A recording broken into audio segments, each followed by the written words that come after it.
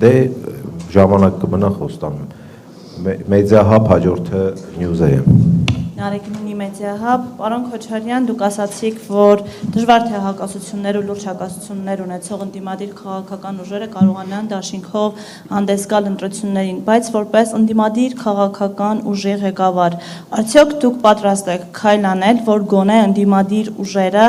իրար դեմ չպայքարեն, այսինքն դաշինք կազմելու խնդիր, եթե անգամ չկա, այս պահին տպավորություն է, որ ընդդիմությունը պայքարում է իրարից ձայներ տանելու ուղղությամբ, մի քաղաքական ուժը մյուսից թե ձայներ է տանում եւ թե դաշինքում ներգրաված անձինք են հայտնվում մի ուժից մյուս ուժի ցուցակում, այս պարագայում ոչ միայն քայլ չի արվում չկողմնորոշված մարդկանց դեպի ընդդիմություն բերելու կամ ԿՊ-ից ձայներ բերելու, այլ կարծես ընդդիմությունը ուղղակի այդ տոկոսային հարաբերակցությունը փորձում է ի օգուտ իրեն տանել, այս առումով դուք որևէ քայլ անելու եք։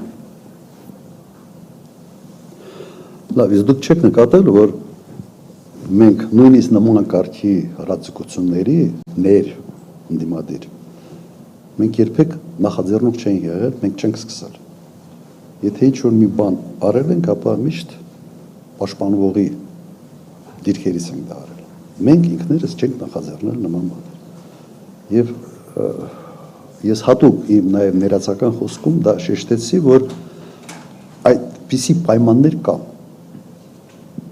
Եվ տվյալ դեպքում ես չեմ կարող խոսալ այլ քաղաքական ուժերի անունից, բայց կոնկրետ իմ անունից այո։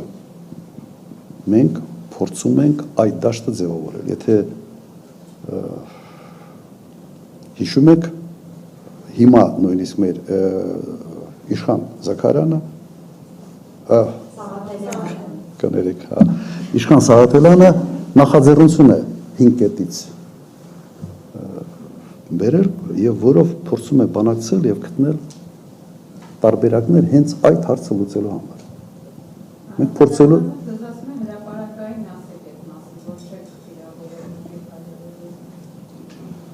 այդ թեմայի մեջ ամենից ասեմ պասիվը ես եմ այդ թեմայի մեջ եւ երևի նկատել եք ամենից շատ հարձակումները ին վրա է կատարվում։ Ես հասկանում եմ նաեւ ինչի համար է սա կատարվում, բայց տվյալ դեպքում ձեր թեմայի զոհն եմ ես, ոչ թե ձեր թեմայի հերոսը, էլի, կամ զոհ կամ հերոս, չգիտեմ, ոնց ուզում եք մեկնաբանեք, միապել, այդ է սուրճում։ Հիմա սա է պատկերը, այո, պետք է փորձենք անել։ Չեմ կարծում, որ դա հնարավոր է 100%-անոց արդյունքի բերել, բայց շեշտակի մեղմացնել այդ երևույթը, այո, կարող ենք։ Այս ամենին այսինքն այլընտրանք կա ու դուք այդ այլընտրանքը Այո, մենք նաև ներսում ենք քննարկել։ Այո, մենք ներսում ենք նաև քննարկել ինչքան տվյալ դեպքում քիչ լինի, ասես ընդդիմադիր միավորների միջև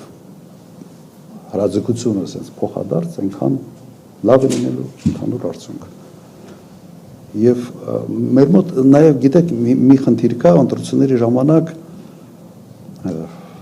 քաղաքական միավորները փորձում են ասես կամ մտածում են, որ կարող են բոլոր շերտերից ինչ որ ձայներ կորցնել։ Դժվար է, դու պետք է հստակ քո էլեկտորատի բնութագիր ունենաս եւ հասկանաս, որ քո տեսակը, քո անցած ճանապարհը, քո ծրագրերը ավելի շատ էլեկտորատի որ զանգվածին կարող են հրապուրել։ Այդ դեպքում նաև ասես ինստիտուցիոնալ, ավելի մասնագիտական առումով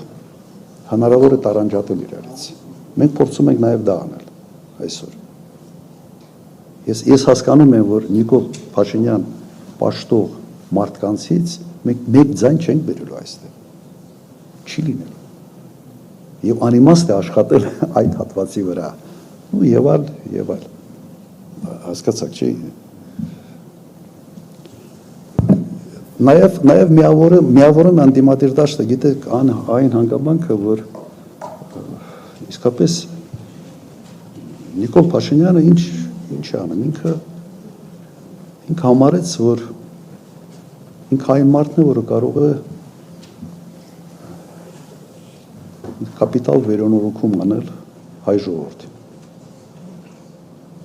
Երևի համարում է, որ բանը Քրիստոսի զապասկեն է, թե ինչ է, չգիտեմ, բայց նման մի բան եմ ես տեսնում, ասենց կապրեմոնտ է անում, հայ ժողովրդին էլ ինքնություն փոխենք, այս անենք, այն անենք եւ այլ եւ այլ։ Հիմա սա այն հարցն է, որը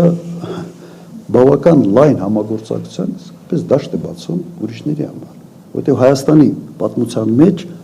ոչ մեկը, նորագույն պատմության մեջ, ոչ մեկը նման նախաձեռնություններով հանդես չի եկել։ Եվ չեմ կարծում, որ սա այս նախաձեռնությունը ժողովրդի աջակցություն ունի։ Հաստատ չունի։ Ես չեմ կարծում, որ պատմական Հայաստանը այսօրվա Հայաստանի շարունակությունն է, օրգանիկ շարունակությունն է, եւ փորձում ես կիսել, ստիպված իմ նմանները այսպիսի նկար են դնում։